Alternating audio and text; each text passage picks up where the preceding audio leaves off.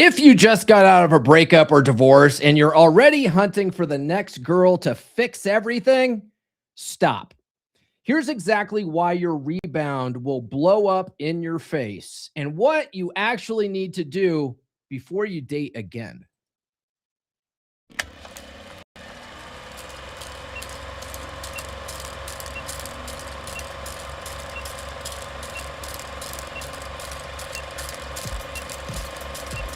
We're going live, baby. We'll do it live. You're listening to the premier podcast for men who want to not only be better with women, but want to be better men in general. This is the Come On Man podcast. And here's your host, Paul Bauer. Paul Bauer. Paul Bauer. Paul Bauer. Paul Bauer. Paul Bauer. Paul Bauer. He is a certified master life coach and NLP practitioner. It's true. It's damn true. It's Breakup Wednesday, guys. How the heck are you? If you are new to the channel, my name is Paul Bauer. I help men level up and get better with women. And the funny thing about doing that is it tends to make us better men in all areas of our lives. Now, listen up. If you just went through a breakup or divorce and the first thing on your mind is finding someone new to make the pain go away, you're walking straight into the rebound trap. Most guys think a new girl will fix everything. She won't. Instead, you'll drag all your old baggage into the new relationship, fail her tests, and end up worse off than before, with 2 heartbreaks to process instead of 1. In the next few minutes, I'm going to show you exactly why rebounds almost always explode, the hidden mistakes you're probably making right now, and the real work you need to do so you never fall into this cycle again. So stick with me until the end, because the man who slows down and does this work is the one who finally builds something real instead of repeating the same painful mistake with a different woman. Now, it's interesting. Getting ready to do the show, it reminds me of this 3% brother that I had. And he was on the podcast a couple of years ago. And he was in this relationship with a chick. And he ended up going to jail for this chick, right? This chick, falsely accused him of hitting her because he got sick of her crap and he was going to kick her out of his house. And so he was like, "You're done. You got to move out. We're, whatever." And so she called the police and said, "He hit me." And the police came and arrested him. He spent the night in jail. Then in his state, they automatically put a restraining order on him and all this type of stuff. And so he was like, "Yeah, I'm finally done with her." And he had to go and get an eviction notice to get her out of his house. So he was, and with the restraining order, he was legally not allowed to go back to his own house. Isn't that wild? Anyway. So then literally like a month later, he's already like, "I've got a new girlfriend." I'm like, "What are you doing, bro? You just went through hell with this chick and you already have another girlfriend." And then he would bitch incessantly about this new girl because she wasn't the right girl for him. He didn't do what we're all supposed to do. Like I said, he was a 3% brother, but he didn't do the contenders list like we're all supposed to do. And he just ended up in a relationship with the first chick that was nice to him. And it was miserable. It was miserable for about a month and a half before he broke it off. And then he went back with his ex, which is another thing where I'm like, "Bro, what are you doing?" Anyway, but it's weird. A lot of guys just can't be alone, right? And that relief of finding a new girl quickly, it kind of tricks you. The moment after a bad breakup or divorce, your nervous system is screaming for relief. And this new woman, well, and she seems so different than from your ex. She feels like medicine, and that feeling of relief, it's real. It's a real feeling, but it's exactly what makes the rebound trap so dangerous, right? Because it feels so good. It's kind of like a narcotic. It's, it's bad for you, but it feels so good in the moment. And that's how you get drawn into it, right? Because you think, "Oh, it's going to be different. It's going to be different this time. It's going to be different this time." But you rushed right into that relationship before doing any work on yourself.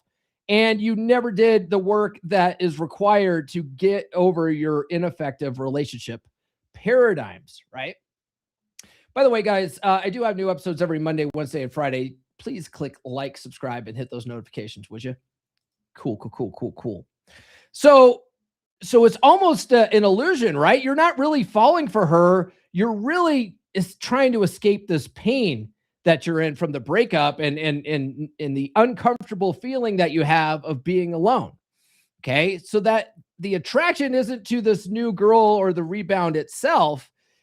It's more of a distraction from the version of yourself that you don't want to sit alone with, right? You're sitting in your thoughts all day when you're alone. The house is definitely silent, and it just feels weird to be in your own thoughts. And so being around this new person, even if they're not right for you, it feels better than that, right? It feels better than that.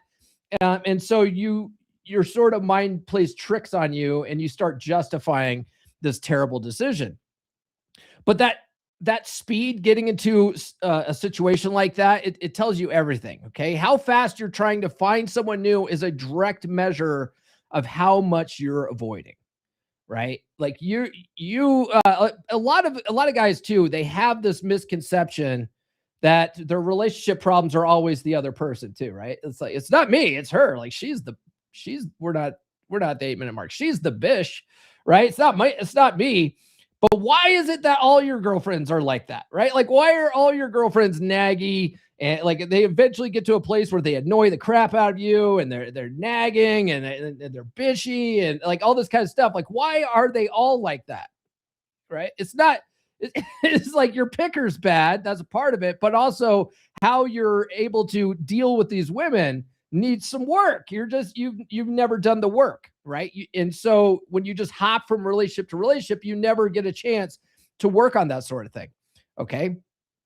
And so then you end up bringing the whole train wreck with you. You don't leave the baggage at the door. You know what I mean? Like every unresolved pattern, every insecurity, every emotional debt from the last relationship gets packed and loaded into the new one on day one. You never took the time to process and learn from anything from the last relationship. You just are trying to replace, right? And so that's the biggest problem with this whole thing. So let me ask you guys this. How long after your last breakup or divorce did you start talking to or dating someone new? Right? How long after did you get back on the dating market?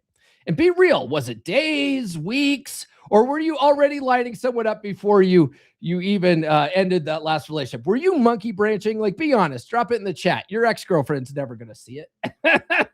This is the trust tree. We're all in the trust tree here. If you guys are watching the replay, drop a comment below, okay?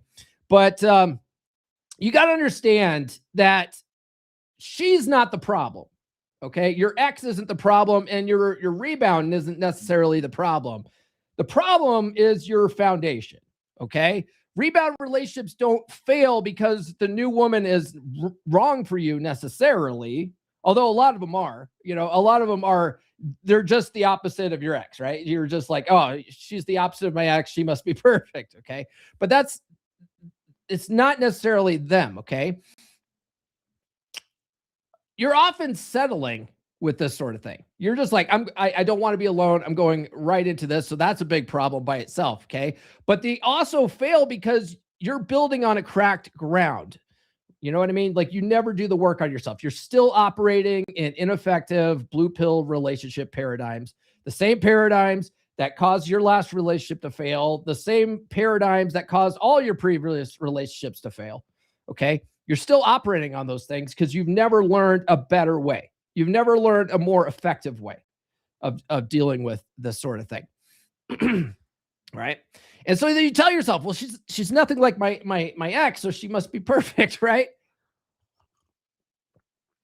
And this is the one that you try to sell yourself on. You're almost trying to like mind screw yourself into believing your own bullshit at this point, right? She's different, she's better, so you rush in. But the issue was never your ex's personality. It was the man you were in the relationship. Okay. And so you're going to have this, you're still going to be the same guy, because no matter where you go, there you are. You're still going to be that same guy. And so you're going to end up in the same relationship patterns with this new chick. And this is why I often say that if you don't work on this stuff, you tend to date the same person over and over again, just with a different face, right? It's because you never work on any of this stuff. You're just trying to replace, and you think that's the key to solving all this sort of thing. But one of the things that I tell guys is that all women test men, right? All women test men, either consciously or subconsciously. You can't avoid it. If you get mad because this woman's testing you really hard and you're like, oh, that's disrespectful, I'm just going to dump her. And so you dump her and you move on to the next chick. The next chick's going to do it too. Okay. You can't avoid it. They all do it at some level. Some test harder than others, but they all do it at some level. Right. And so you got to understand that the testing never really stops.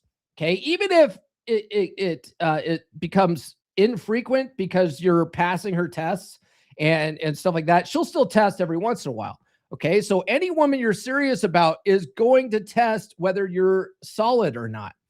But when you haven't done the work, you fail those tests in ways you don't even recognize. You react, you overinvest, you lose your frame in a month or two, right? Or a year or two. Okay. Like sometimes your rebound could last a couple of years, right? But it will always end the same, because you've never learned how to handle those tests. And they're actually pretty simple to deal with once you recognize them for what they are and you don't take them so goddamn seriously, right? But most guys, they're very reactive. They have to explain themselves all the time. They have to be right all the time, instead of just letting her be wrong, like, and let her be the goofy chick that she is, right? But you got to learn how to deal with those things. And the more you deal with those things, the less problems you're actually going to have in your relationship, right? Because when you know how to handle tests, that keeps you at the beginning of the betaization process. You never get pushed down through that process, right? But if you never take the time to work on that stuff, you'll never learn it. Okay. So one thing that I highly recommend guys do is get this book, Forget That Bitch. When you get done with your breakup, all right, don't rush into the next relationship. Take like a good, 6 months to heal. I recommend a good solid 6 months to work on this type of stuff. Okay. At least 3 months before you go out and start spinning plates. All right. So get the workbook, start spinning plates, and after the 3-month mark, and then don't try to get yourself locked into any kind of committed relationship. Take that time. You know what I mean? Like, if you really want to take the time to let the cream rise to the top and find a woman that's truly good to you, you're probably going to be spinning plates for a good year or two. Okay. It's going to take that long to let the cream really rise to the top, to find a girl that really checks all of your must-haves in your contenders list. Okay. But most of you guys don't even have a contenders list. Even you guys that read the books haven't made your contenders list yet. Okay. You can't be getting into these serious relationships with chicks if you don't even know what you want in those types of relationships. Okay. And if you just go in half cocked and just, throw caution to the wind, like you always do, you're going to get the same results every single time. Okay. You got dumped, divorced, or ghosted? Good. Because that pain you're feeling right now, if you use it right, it can make you unstoppable. But first, you need to forget her for good. Most men, they waste months, even years chasing closure that never comes. They keep scrolling her feed, stalking her socials, replaying every word she said. That's not just self-torture, it's weak. And you're not weak, not anymore. Forget what your buddies or your mom tell you. Screw being vulnerable. This isn't about making her see your worth. It's about never letting a breakup wreck you again. That's exactly why I wrote Forget That Bitch. This book isn't your average breakup advice. No sugarcoating, no false hope, just raw, honest truth. She's not coming back. You can't fix what's broken, and you're wasting your life every second you spend obsessing. So what do? You get pissed, then you get focused. You rebuild your confidence. You hit the gym, chase your purpose, build your empire. This is your wake-up call. Use the pain as fuel. Cut the cord cold. Because the minute you stop caring about her, your real comeback starts. Inside, forget that bitch. You'll learn why obsessing over your ex is killing your masculinity. Why you need to quit being a nice guy and start being the man you were born to be. Real steps, real talk, no bullshit. Ready to stop living in her shadow? Grab Forget That Bitch on Amazon or listen to it on Audible today. Don't just get over her. Get over the man you used to be and never let this happen again. Indeed. In fact, like my whole Red Pill Guide series is really designed so men never go through this bullshit again. Never. Once you get your mind right, you get your relationship skills right, you'll never deal with any of this kind of shit again, right? Because most of this stuff, it's mental, right? It's mental. After a breakup, you're hurting, you're doing all this kind of crazy shit. Once you get your mind right, you're never going to be in that place again where you're so hurt by any of this stuff, right? And that all comes down to mental frame. Erkin says, put a 20-second countdown, please, before starting. Well, I'll tell you what, Erkin, if you join the wolf pack, I'll consider it. I'll keep it in mind if you join the wolf pack, but only then. You keep talking about it, but you're not being about it. You know what I mean? Nurse Chick says, good morning, gentlemen. Happy hump day. I'm so naughty. She is. I'm gonna come. Oh, I will. That pussy must be ridiculous. It is ridiculous, guys. Dar Fitness says, the rebound trap is easy, but they can be a good time if you approach them the right way. No, not sniper dating. Well, they're not really rebounds if they're just plates, are they? And like plates are a whole lot of fun. They can be a whole lot of fun to spin those plates. Right? What do they say? What to get over a chick, you got to get on top of 10 other chicks, right? Peter says, after my divorce, it took 10 months for a girlfriend, had a few spinners before that. So you didn't spend a whole lot of time spinning plates before you let yourself get locked down. Okay. I got you. I would recommend that more guys spend a little bit more time spinning plates before letting themselves get locked down. Because what happens is guys spin plates for a little bit, but they get annoyed by it. And so they're still trying to rush off the dating circuit. They're still trying to get locked down because they fucking hate spinning plates. They hate, it's a grind to them, right? So they're trying to get locked down. I'd recommend guys, do the work, right? Do the book and the workbook for a good 3 months, then start spinning plates and then spin plates for like at least a year or two and let the cream rise to the top. Okay. A woman who's really into you, that's really investing in you, like it's obvious. It's so obvious that they will not leave you guessing at all, right? When we talk about walk through open doors, don't be banging on closed ones. Like half these chicks that you're going to be spinning plates with will like, you'll get annoyed with them quickly because they're acting like the common modern women out there, right? But if you just are patient with it and you're not trying to get locked down, you're just seeing where things go and you're having fun and you're facilitating fun and fucking and all that kind of stuff. Eventually one will come along where they just put so much effort in that you're just like, holy shit, like this chick is next level. Like where are all these chicks at, right? Nurse chicks like that. That's why she's going to be sugar mama chick here pretty soon.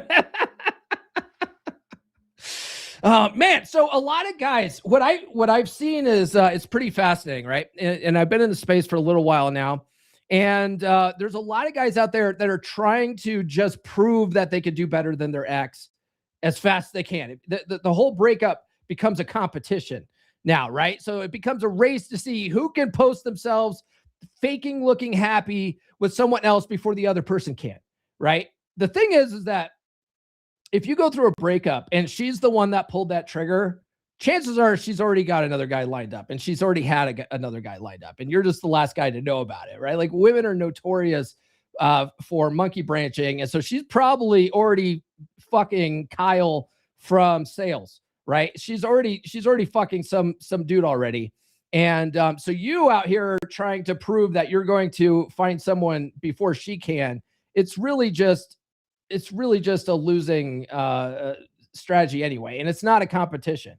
Okay. Once you're broken up with a chick, you need to like really forget about her. Okay. She is dead to you and she can never, like, even if she came back around, right. You can never really treat her the same again. She's permanently demoted. She can only ever be a plate after that. Okay. You got to adhere to Iron Rule of Tomasi number 7, right? Like the Iron Rule of Tomasi number 7 is like chapter 1 in this book. I turned it into a whole chapter about why getting back with your ex is a terrible fucking idea. But most of you guys don't want to listen to that shit. And so chapter 2 is like, okay, you're not listening to me. All right, here's how you get your ex back. And so chapter 2 is all about doing that and why it's a terrible idea and how it always ends the same. And so then chapter 3 moving forward is on, okay, now you've learned your lesson. Now it's time to forget that bitch. Okay. Now it's time to move on. All right. Spoiler alert. So what it actually looks like from the outside. So your friends see all this stuff. Her friends see all this stuff. You're moving fast. You're trying to fake confidence you don't actually have. And somewhere around month 3, the wheels come off in front of everyone. Right. Now, it might not be like super public, but a lot of guys, especially blue pill guys, a lot of guys that haven't found the red pill yet. I see it a lot where they'll do this sort of thing. My cousin did this. Okay. I'll tell you a story of my cousin. He's actually a second cousin, but right after I discovered 3% Man and like my holy trinity of dating books, like I was an evangelist, you know what I mean? Like a lot of us are. We haven't realized that we can't red pill our friends and family quite yet. So I was still trying to do that with this guy who's he's, I don't know, he's probably about 10 years younger than me. But he went through a divorce, and then he was doing all this nice guy shit for his ex-wife, and she was happy to take advantage of him, right? Like, so he would go over and mow her lawn. He would fix her car for her. He would do all this nice guy stuff, trying to get back into her good graces. And I was like, and then when she wasn't giving him the time of day, he would be crushed by it and start vague booking, right? He would put all this sappy, you know, oh, you're just using me and all this kind of shit, right, on social media, trying to get sympathy from other people.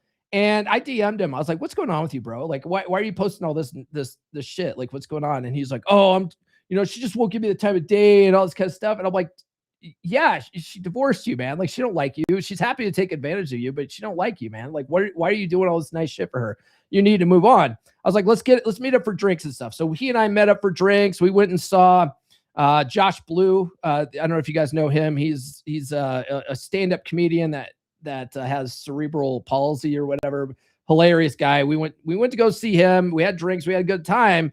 And I was like, you got to read these books, man. I'm telling you, you got to read these books. He's like, I will. Literally like a week later, he was in a rebound relationship with this chick that he knew from high school. And he was on a plane moving to Washington. I think it was, or Oregon. He moved to Oregon to be with this chick and live with her and go work for her family's business or some shit like that. And I was like, what the fuck are you doing? I was like, I just told you to read this book like a week ago, and you're already rushing off to another state and like quitting your job here and just moving to another state with this chick to see if it might work out. The fuck are you doing, bro? And he's like, no, trust me, man. Trust me. Like, I know this chick. I've known her since high school. Like this is she's my soulmate. Like she's, all this kind of stuff. And I'm like, oh, fuck. All right. Anyway, literally 3 weeks later, he's vague booking again on fucking Facebook. And I'm like, oh, fuck. And now he's stuck in another state trying to, and like, it didn't work out with her or her family's business. So now he's like, stuck in another state trying to find a job and shit. I'm like, oh my God, dude. Like, why won't you just listen to me, man? So I call him up and I'm like, you got to read this book, bro. I'm telling you. And he's like, I will, I promise. But fucking never did. He did finally move back here. And now he's in another relationship with this single mom and shit. And she and him got engaged before her she even filed the divorce work with her husband. I was like, oh, fucking shit, dude. Anyway, but this is what I mean, right? Like, your friends see it, like her friends see this stuff, and it's fucking embarrassing. It's fucking embarrassing when you're living this train wreck of a life, jumping from chick to chick because you can't be alone. Okay. And so a lot of these guys have this I've healed hallucination, right? So you hit the gym for a couple of weeks, you feel good, you think you're ready, but you're mostly just doing it to get into another relationship so you can stop doing all this work, okay? After all, that's what you did in your last relationship, right? So many guys do this stuff. They have to hit rock bottom and they get dumped or whatever. They're back on the dating circuit. The dating circuit's a challenge. They're like, you know what?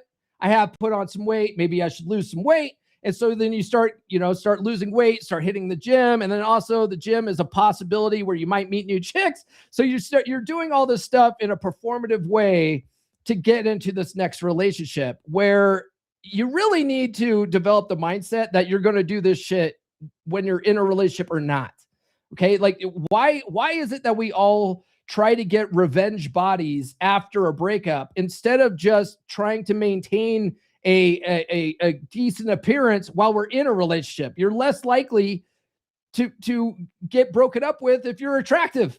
Okay. If she finds you attractive. So don't wait until you're broken up with to discover the gym again. Okay. Start doing it while you're in your current relationship and just make that a lifestyle change, right? Make that a habit. I don't like calling working out and dieting a lifestyle change because that ends up being a cliche that people say around January for New Year's, and then they abandon it by February because it's not a true lifestyle change. But you really have to make it a part of your routine every day. Okay. And you don't have to work out. A lot of people think working out means going to the gym for fucking 3 hours a day.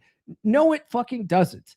Okay. If you guys join the wolf pack, okay, if you join the wolf pack, you guys get access to my free, it's not free for the average people, but it is free for wolf pack members. You guys get access to my basic diet and fitness mini course.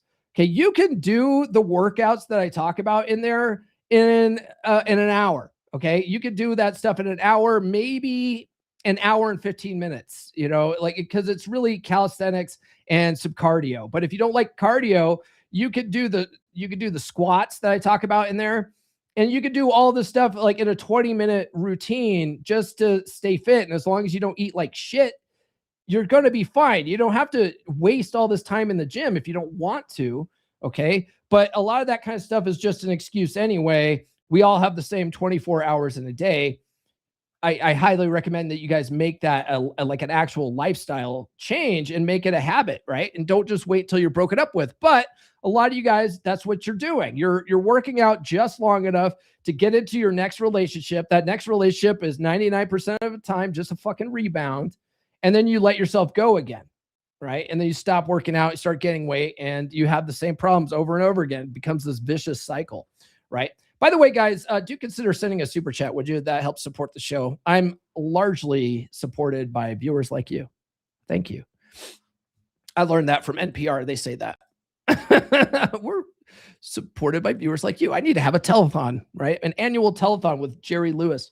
All right.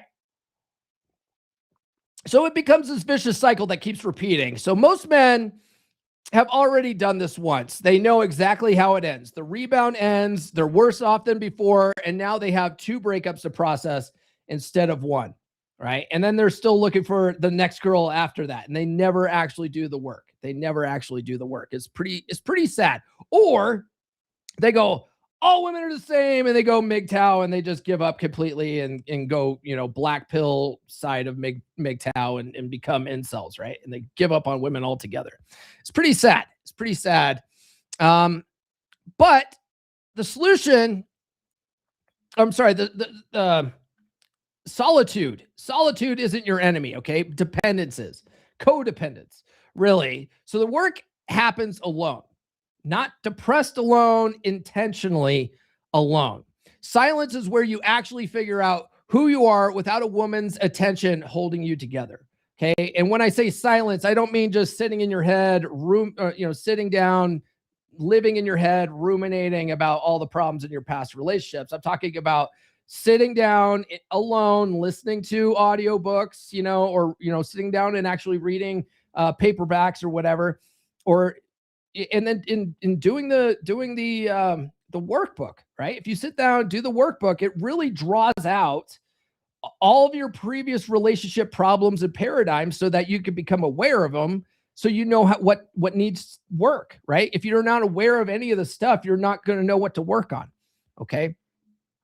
So that's what I'm talking about. The real work happens when you put women aside and just start working on yourself, work on your muscles, money, game, and frame. I was thinking about last night. MLD, I love MLD. MLD, sort of came up with the core four, right? He came up with, he sort of coined the core four: money, muscles, game, and frame. But he's got it backwards. It really is in order of importance. It's frame, game, muscles, money. Like that's the stuff that you really need to work on, because frame is everything. Once you get your mind right, everything else tends to fall into place. Okay. So it's frame, game, muscles, money, in that order. Okay. But those are the things that you need to work on. And what's funny is that women can actually smell a man who hasn't done his work. Okay. Like, women can sense this out. And the way they do this is through their testing. This is why women test to begin with. Okay. It's a part of their evolutionary psychology. They're wired to test men to make sure that your shit's together, right? Women don't shit test you to be shitty. Women shit test you to see if you have your shit together. And I guarantee, if your pattern is to always go into the next relationship, always just, rebound, then you've never taken the time to get your shit together. Now, a lot of these women will say, oh, men need to go to therapy. Like, therapy is not it. Therapy, like going to therapy for men, is just being forced to talk to a liberal until you agree with them. Okay. It doesn't help men. Men need action. Men need a game plan to work towards. Okay. Men do much better with action. So a man who hasn't done this work, he radiates neediness, whether he knows it or not. He's moving too fast. He's too eager. He's emotionally inconsistent. This is why most rebounds end so quickly. In fact, this is why most of you guys can't even get into a rebound relationship. We talked about this yesterday on the live stream. We had a sponsored video. My man wrote in, and he was having a problem where he was able to get lots of dates. He just couldn't get second or third dates from these women. And that's because guys are trying to push for that next relationship because they don't like being out on the dating circuit, right? They're deathly afraid of being alone. They're trying to lock these women down, and that just repels women because it's unnatural, right? A guy trying to be locked down is like a wild bird flying into a cage. It's absolutely unnatural. It gives women the ick. They don't even know why, because a lot of women do want relationships, but it has to be her idea. You can't be the one pushing for a relationship, because that just screams neediness. It's unnatural to them. It doesn't make sense to them in their evolutionary lizard, monkey brain, hind brain. It doesn't compute. They're like, this doesn't make sense. Why is he trying to be locked down? Right? Does he have no bitches? Does it, like a man with no bitches? Like, well, I don't want a man that has no bitches. I don't want to be his only bitch. I mean, it's funny because women do want to be your only bitch, but they also want to know that other women want you, right? It's kind of a funny thing. By the way, guys, do get into the wolf pack. I mentioned the wolf pack before. Erkin, you need to get in the wolf pack so I can consider your 20 minute or your 20-second countdown timer. But guys, get in the wolf pack. A big part of why guys get into rebounds is because they don't truly know what they want, right? And a part of being your own mental point of origin and doing what's best for you, and looking at things from what's in it for me and stuff like that, you have to know what you want to begin with. And most guys never take the time to figure out what they want. So brother John, he goes by Hoochie Daddy in the wolf pack. Brother Hoochie Daddy said, you know what? It would be really good if we did a private pod class on figuring out what you want. Because I think that's, he was telling me when he was thinking about it, he was like, this was one of the hardest things for me because I don't know what my options are. I don't know what my options are. And I'm here to tell you, like, your options are unlimited. Like, what if money was no object? What if, like, you've got to really think big and then work your way back from there. Like, what kind of life do you want to live? Like, how do you see your life being in 20 years, right? So we're going to do our private Wolfpack pod class. We have these usually on the first Saturday of every month, and we're going to do it workshop style. So if that's something that you have been struggling with, trying to figure out what you want, not what everyone else wants, not what everyone says you should do, what you want, Join the Wolfpack now. There's a 7-day free trial, and you could join. You could show up for the pod class on Saturday, and then the pod classes are up for 7 days. But then I take them down because I really want to make sure that the guys in the pack take advantage of them. And so if I just leave them up forever, these guys will never watch it, right? So it's up for a limited time, but it's only for pack members this Saturday. It's time to run with the Wolves, brother. Bear Club? Not anymore. Wolfpack,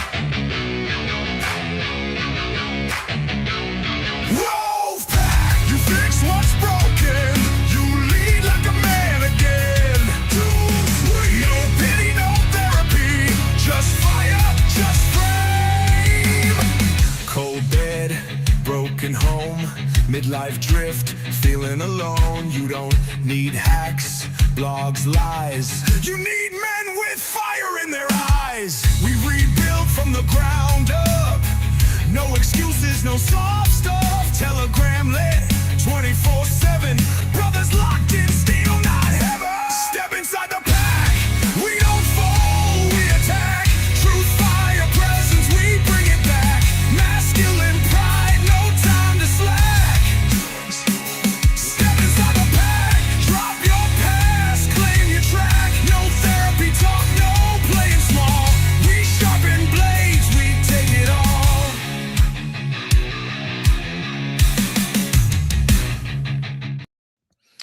For the love of God, somebody too sweet me for that one. Handsome Pete says, it's hard to get people to read a book. Well, you know what? It's hard to get people to do this work at all. A lot of this stuff is, this is why like MGTOW guys give up. They're like, the juice isn't worth the squeeze, right? The juice, to really truly work on yourself, to level up and get better in all areas of your life, right?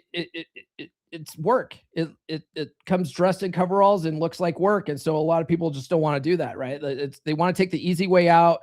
My 3% brother that's, I was talking about at the beginning, that was in that rebound relationship and, ended up in jail and all this kind of stuff. He told me that he stopped reading the material and he's like, yeah, he's like those TikToks that you put out. I think those are really good. Those are really good. The thing is that like TikToks, your 30-second, 1 minute clips, you're not going to fucking learn anything from those. In fact, most people, they've done studies on this. Most people don't remember like 3 TikToks back, right? If you're swiping, you're just looking at this quick content, you're not retaining any of that stuff. It's quick dopamine hits. That's all it is. So you're never truly going to do the work unless you actually get intentional with it, which sort of brings us to the next talking point. The difference between healing and waiting, right? So healing's not passive. It's not just giving it time. Okay. Real healing is active. You're rebuilding your identity, your mission, your physical state, your inner world. You're not waiting to feel better. You're truly building something. Now I'm reading a book right now. It's really fucking woo-woo and it's really fucking long. I actually don't recommend this book. I'm going to finish it though, because it's interesting to me, but it's overcomplicated. It's overcomplicating so much stuff. But one good thing out of it, at least, is he talks about the difference between desire and intention, right? Because if you guys ever read books like Think and Grow Rich, they talk about having a genuine burning desire to achieve a goal. Okay. But the difference between desire is it's almost like the difference between wishing and taking action. So intention is desiring something mixed with action. Like you're actively going to try to do something. Whereas desire is, I would like that. That sounds good. I would desire that. Okay. But intention is I'm going to go get it. Right. So when it comes to rebuilding yourself after a breakup and really leveling up and getting your mind right and all that kind of stuff, it's really acting with intention. You're not just thinking about getting better. You're actually doing the work to get better. You're going to the gym. You're listening to the audiobooks. You're doing the workbooks. You're interacting with other guys that are doing this kind of stuff. You're swapping notes, right? You're leveling up in all areas of your life: frame, game, muscles, money, right? In that order. You're doing that kind of stuff with intention. And then one thing that I always talk about, which we'll bring up here near the end also, but the work never stops. Once you realize that you're on this path, you got to make all of this type of stuff a lifestyle change, not just going to the gym, right? You've got to make leveling up your frame, your game, your muscles, and your money a lifetime challenge for yourself. And the work never stops. Because as soon as you get complacent, complacency kills, and you're going to be right back where you were, right? And like I said before, my intention with these books, with the Red Pill Guide series specifically, is to make sure that you guys never end up in this position again. But only you guys have control over that by doing the work and making it a part of who you are. Okay. Going back to your ex and your rebound, your perception of her is being distorted. Okay. When you're in an emotional deficit, you grade everyone on a curve. Okay. The rebound girl looks amazing compared to the pain you're in. She's not a 10. Okay. The contrast is a 10. You're not choosing her with clear eyes. That's why I was saying before that a lot of times the relationship that you end up in, it's not the relationship that's best for you. You're settling. You're settling with the first girl that's nice to you just because you don't want to be in pain. You don't want to be alone, right? And so you end up just settling with women that you should have never been in a relationship to begin with, because you're not operating with a contenders list, right? You don't know what you truly want. And that's part of the workshop this Saturday, is figuring out what you want, right? Well, you've got to do the same thing with everything, and including the women in your life, okay? Because you allow the women who are in your life, you allowed them into it. So why are you just settling for whoever to be in your life, especially ones that can fucking ruin your life, right? Women absolutely have the capacity to ruin your fucking life, and you're just going to settle with the first one that's somewhat nice to you in the beginning? Fuck that, dude. Okay. So your perception of her is being distorted because you're in an emotional deficit right now. You're not thinking clearly. Okay. But how do you know? How do you know when you're actually ready? How do you know when you're actually ready to be in a relationship? Okay. There's really no specific timeline. I do tell guys it's good to at least work on this stuff for, at least 3 months, no dating at all, just doing the audiobook and the workbook, and then start spinning plates from there. But don't get into another relationship for at least 6 months total, maybe even a year or two. And I actually think it's going to take you a year or two, if you're doing this stuff right, to find the right woman that really rises to the top. Okay. But how do you know you're truly ready? You're ready when you can think about your ex with honest indifference. Okay. If you can think about your ex with complete indifference, not I'm mad at her for all this stuff and this bitch, and I'm trying to stick it to her and all this kind of stuff. We have a couple of guys who ended up joining the wolf pack because they're going through a divorce, right? And you can tell when a guy is still operating in his ex's frame, because all of his stories are about his ex. Like if a guy can't shut the fuck up about his ex, he's still operating in her frame. He's still thinking about her. He's still, whether he's trying to stick it to her or what in the divorce, and he's really trying to one up her and what all this kind of stuff. If his mind always goes to his ex, he's still operating in her frame. If you're like that, you have no business getting into your next relationship, because you still have too much fucking baggage. Okay. So once you can get to a place where you don't hate your ex anymore, you don't like her really, you don't have to like her. No one says you have to like her, but you're sort of indifferent to her and you don't really give a fuck what she's doing. You truly don't give a fuck what she's doing. Okay. When your life is genuinely exciting without a woman in it, when you're okay to be alone, when you enjoy your own company, that's when you're ready to entertain an LTR. If you're not there yet, if you don't enjoy your own company, if you don't want to just go out and, spend some time at a restaurant by yourself, if you don't want to go to a movie by yourself, if you don't want to go and do activities by yourself, if you hate it and even leaving the house by yourself tends to suck because you're alone and you don't like it, you're not ready.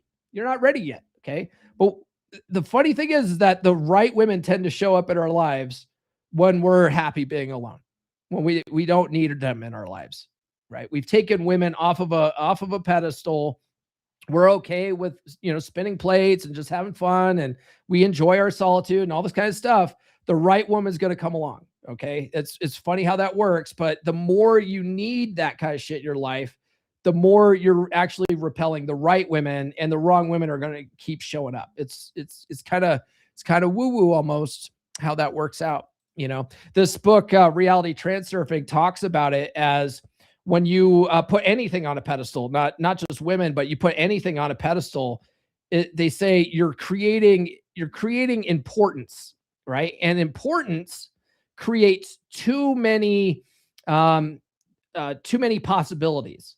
Okay. Now the problem with possibilities is we live in, this starts getting into some real pseudoscience type shit, right? But we live in a multiverse type, you look at multi-worlds theory and all that kind of stuff. We live in infinite possibilities in this universe. And the more importance you put onto something, the more possibilities come out.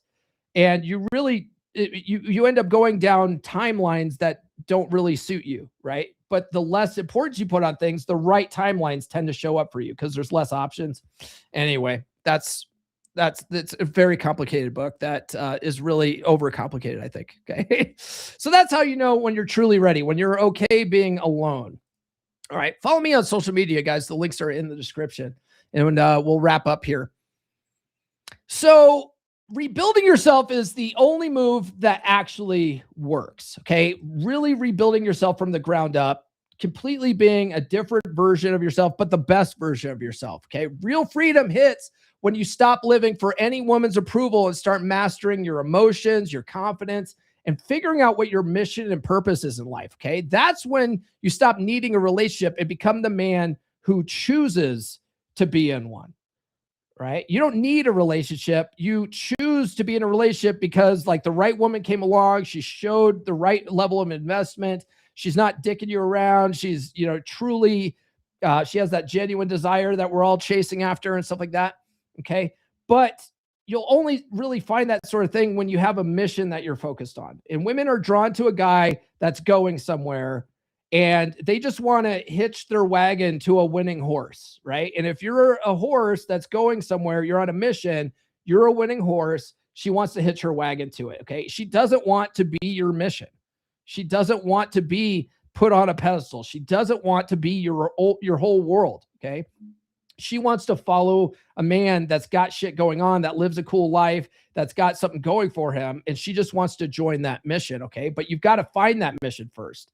Right now, a lot of you guys, your mission is either your ex, maybe you're in a relationship right now. Your mission is your girl, and that's really where guys tend to fall by the wayside, right? Like you need to make this other thing your mission, and she comes along for the ride. Okay.